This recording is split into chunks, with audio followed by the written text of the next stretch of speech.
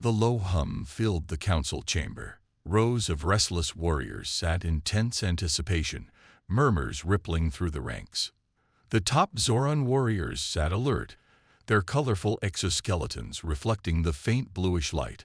High Commander Varax stood at the front, his presence commanding, his violet eyes glowing faintly as they scanned the room with cold intensity. He folded his forearms across his chest, preparing to deliver a mission unlike any they had ever faced.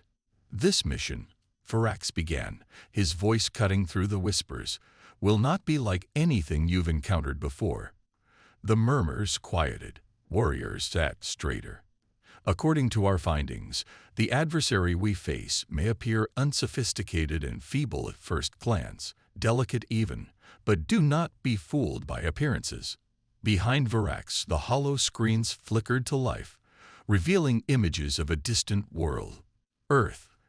The warriors leaned forward. What they saw only deepened their confusion.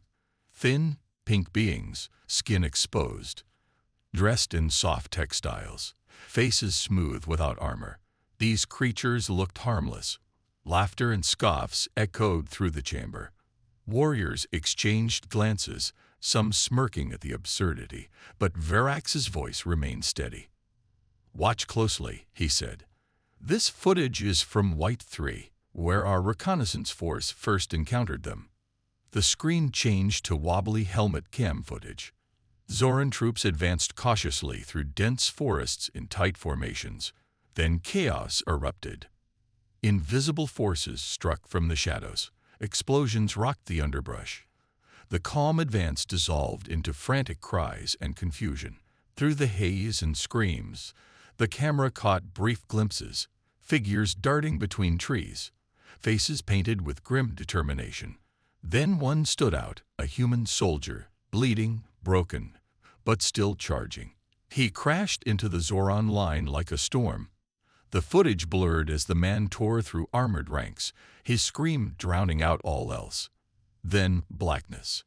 Silence fell across the council chamber. The earlier laughter vanished. What remained was unease. Varax let the silence settle before continuing, his voice now low and grim. "Humans have something we do not, a drive we've never encountered. They fight beyond pain, beyond logic.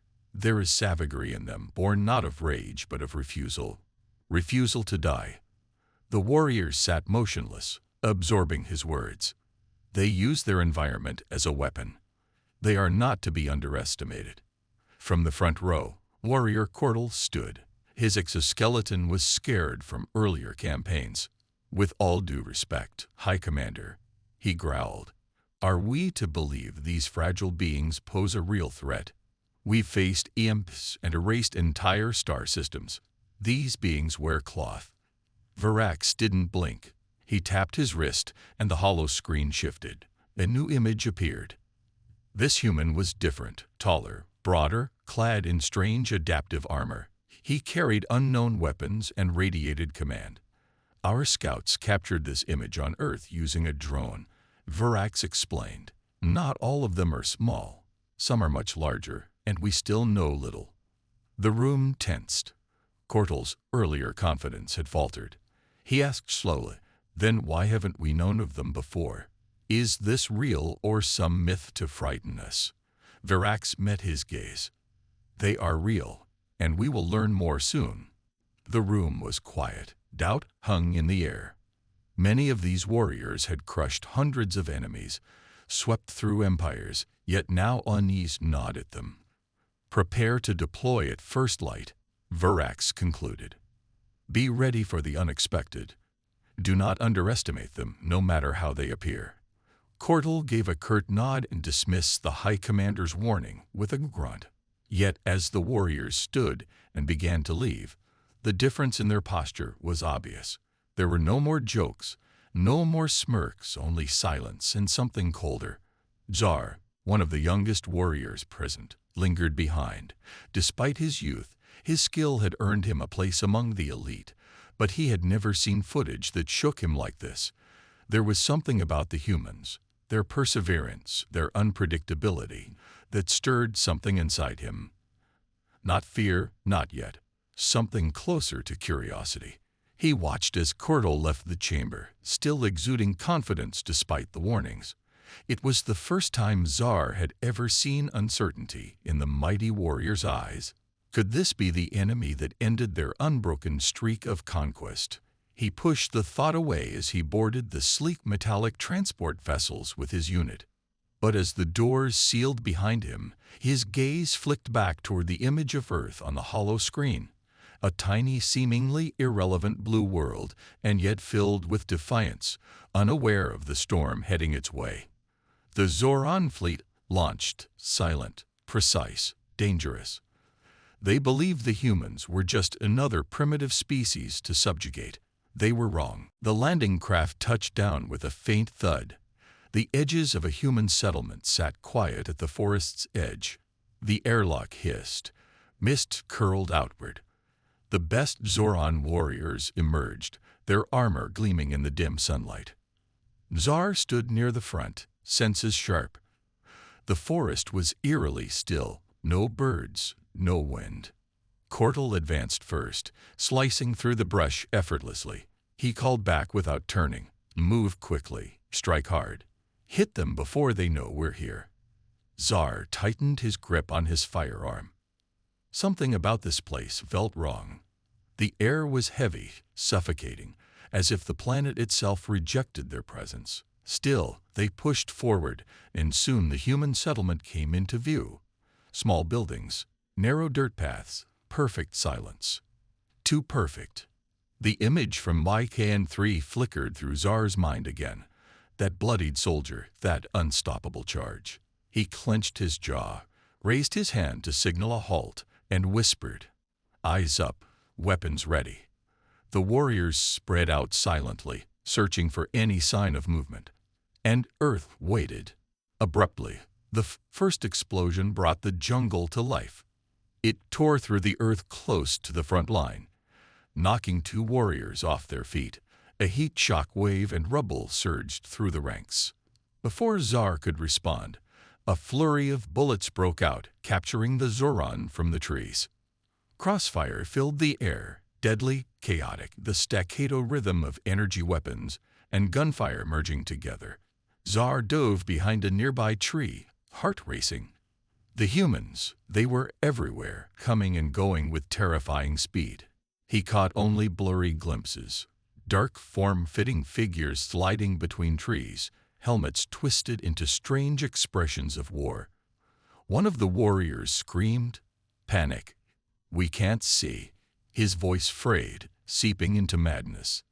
Cordell bellowed in defiance, standing his ground despite the bouncing gunfire. He stripped off his armor, roaring, "Hold the line! Keep formation!" But the formation was already broken. The Zoran warriors, trained in rigid discipline, were being outmaneuvered, outclassed. Zar's guerrilla instincts kicked in, but even he struggled to comprehend what was happening. They'd expected a simple attack. Then another explosion. It rocked the area. Confusion, dirt, smoke. Zar was flung aside, his body colliding with a nearby boulder. Dazed, he fought to rise, but the world spun. His ears rang, his vision swam. He could hear the cries of his friends, the sounds of battle slowly fading, humans still striking from the shadows. A human figure suddenly loomed over him. Zar blinked. They were smaller than expected, but carried a deadly intensity. The human raised a weapon. Zar braced himself for the final blow, but it never came. The human hesitated, looked down at him as if deciding whether or not to end his life. Then, just as quickly, they disappeared into the trees. The humans were gone. The Zoran warriors were left confused, broken. Zar lay there, panting. His mind reeled. They had been outnumbered and outmatched by animals. His pride shattered, replaced by a creeping, chilling fear. As the smoke cleared, Zar pulled himself into a seated position.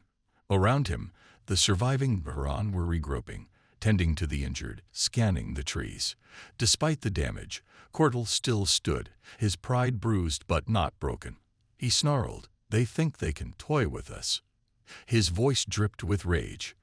We'll show them what it means to face a real warrior. Zar remained silent, staring into the thick woodland. What kind of enemy had they awakened? He hobbled across the battlefield, pain rippling with every step. The forest, once shelter, was now the tomb of his proud companions. He heard it again, twisting armor, scattered combat, distant gunfire, but it all felt far away, like a nightmare unfolding in slow motion. Then a clearing. In the center stood a single enormous human, sleek black armor reflecting filtered light. He held a weapon in one hand, yet his stance was calm, composed, terrifying. Zar froze. This wasn't just a soldier. He was bigger than the others. Stories of giant humans, once dismissed as myths, now seemed like understatements. The human looked directly at Zar. His helmet masked his face, but Zar felt it. The intent, the challenge hanging in the air. It wasn't spoken, but the meaning was clear. A test. Zar, trembling, squared his shoulders, lifted his blade.